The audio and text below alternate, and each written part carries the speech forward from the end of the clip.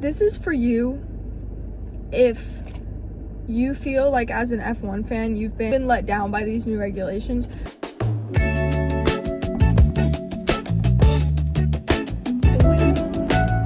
Welcome back, guys. It's Emily. I finally actually have coffee this time, which is like great for me.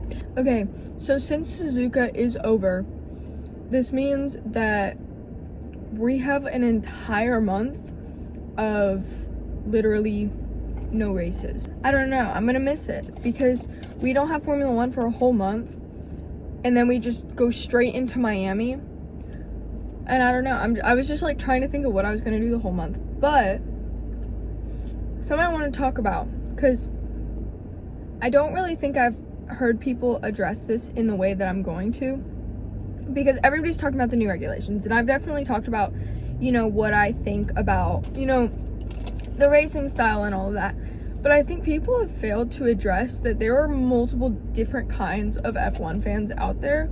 This is for you if you feel like as an F1 fan you've been let down by these new regulations, but you're still watching the sport. This is for you. I feel like there are 3 main categories that 90%, if not 99%, of F1 fans fall into.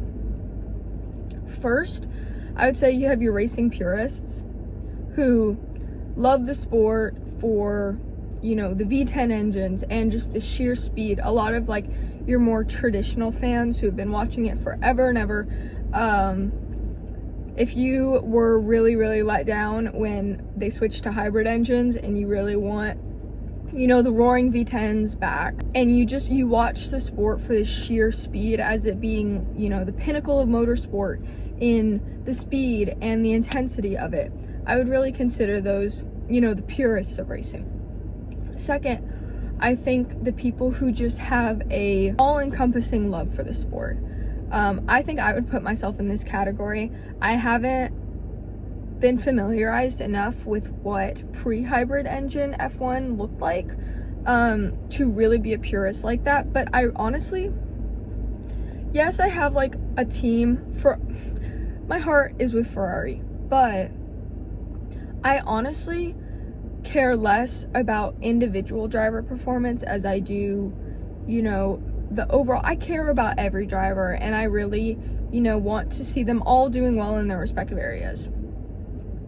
But I also understand that F1 is a multifaceted sport, and that's why I love it, because it's not just the racing, it's the business behind it and the engineering behind it, and there are so many, aspects of it.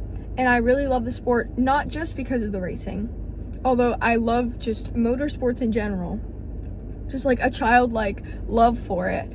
But I also understand that Formula One is ever changing. Like, that's what makes it Formula One. But I think that my love for the sport isn't just the pure speed, it's the business aspect of it and the complex, kind of woven structure that every single thing has to be aligned for a team to do exceptionally well. And I think that the really interesting part of it for me comes in the business and the engineering and how, there are so many aspects of it. And then third, which I think this would surprise a lot of people, but a large portion of F1 fans came directly or are still directly affiliated with Drive to Survive, which I know for a lot of other F1 fans, that can be really frustrating because you feel like they don't know the sport. But, because Drive to Survive is like the Kardashians, but Formula One, it makes it into a reality TV show. It emphasizes the drama. It takes away from the maybe solidarity of the sport and emphasizes on conflict and drama to, make it more interesting and bring in a larger audience. But F1 viewership of the races has exponentially increased, and the number of fans has exponentially increased since the making of Drive to Survive. I think that, after learning more about the business side and the televising rights of F1, that Drive to Survive, you know, is a crucial thread in the fabric of F1. But a lot of those fans do not actually watch the races, or a lot of people who watch Drive to Survive aren't. They may say they're fans of the sport, but they are not as knowledgeable as maybe the people in the other two categories that I talked about. But I think all of us felt, in a way, let down by these new regulations. The purists felt, you know, let down by the fact that it's pretty much, as Max Verstappen said, turned into Formula E on steroids, which, I mean, he's not wrong, because the entire sport relies on battery management now, which the racing aspect of it does, at least, and that can be really frustrating, especially for people who, you know, are still nostalgic and reminisce of, you know, the V10s and, you know, that just intense racing. And I feel like even we had more of that last year than we do this year.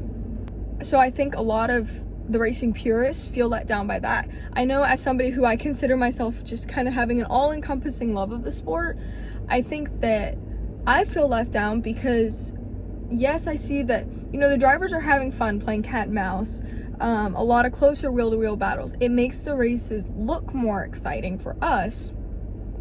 But it does kind of hurt my heart to see that a lot of the drivers, you know, drivers are always going to complain, but I feel like this time you're seeing a lot of drivers complain about issues that are completely out of their control and completely out of the team's control. It's come to, you know, FIA. I feel like we've seen a lot of issues like safety with Ollie Behrman and Suzuka, you know, almost a 200-mile-per-hour crash. I think it was 191. Because of how fast he was going out of that corner. That's not safe. And I know that we've had, you know, high-speed crashes like that before, but this was distinctly because of the battery and these new regulations. And so it took that for the FIA to actually be like, okay, we'll reconsider it. But they've been warned by team principals, they've been warned by drivers in testing, in the races.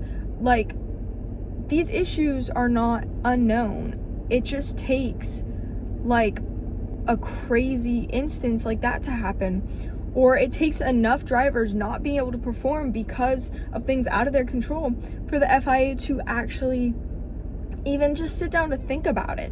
Like, they didn't even entertain any of this before, which for me, as you can tell, is really frustrating, because a lot of these drivers, like Hamilton, are frustrated with something that is not in their control. And one of my subscribers put a video link where they were kind of discussing why, same car, same battery, same everything, Hamilton was not driving as well as Leclerc. And it just came down to, as Fred Vasseur said, the architects of the regulations. And so I think it should be between the team's ability to engineer a car. You know, obviously finances are always going to play a role in F1, but the team's ability to engineer a car and a driver's sheer racing ability. I think that when you're on the track, those should be the things that matter, that and strategy. So I don't like that battery is as prominent of a figure as it is. For the Drive to Survive fans, I think that, you know, they get a lot of flack, but I know some of my favorite female creators came from watching Drive to Survive. You know, I appreciate people to educate themselves.